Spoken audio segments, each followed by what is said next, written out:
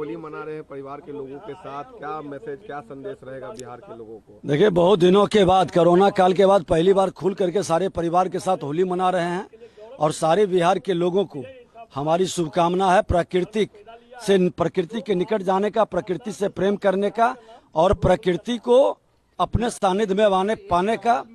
और इस तरह के माहौल बिहारवासी सभी विकारों से मुक्त होकर जातीय जहर के लहर के कहर से बाहर आकर के अपने सांस्कृतिक विरासत को बढ़ाएं, सामाजिक सद्भाव बढ़ाएं और हम बिहारी सब पर भारी एक नए वातावरण में, एक नए माहौल में आगे बढ़ें।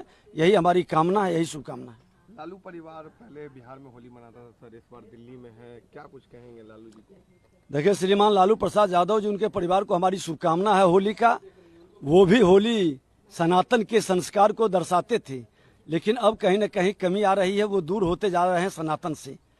और कहीं न कहीं बिहार के अंदर के विकारों से मुक्त होने का ये विकसित बिहार, विकसित भारत देश के प्रधानमंत्री नरेंद्र मोदी जी के भाव को लाने का अवसर है। और वो घबराए हुए हैं, डरे हुए हैं, इसलिए बिहार से वो दिल्ली भाग गए।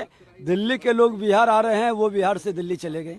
लेकिन बिहार सब पर भारी, हर बिहारी अपने सांस्कृतिक विरासत को बढ़ाएगा, प्रकृति के निकट जाएगा, प्रकृति से प्रेम करेगा और प्रकृति के नोवो रंग का आनंद उठाएगा। क्योंकि ये तन, ये शरीर प्रकृति से जुड़ा है। क्षितिजल गगन पवन शरीरा, पंच तत्व से बना शरीरा।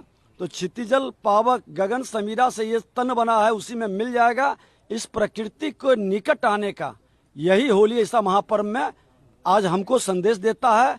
और सामाजिक सद्भाव, त्याग, बलिदान, गरीब अमीर मिल करके सब होली मनाते हैं, यही भाव प्रकट करता है। होली के बाद लोकसभा के चुनाव भी है, क्या नतीजे देख रहे हैं बिहार और देश में? देखिए, होली के बाद का जो चुनाव होगा, निश्चित तौर पर देश एक बड़े परिवर्तन की ओर, विकसित भारत की ओर कदम बढ़ाएगा।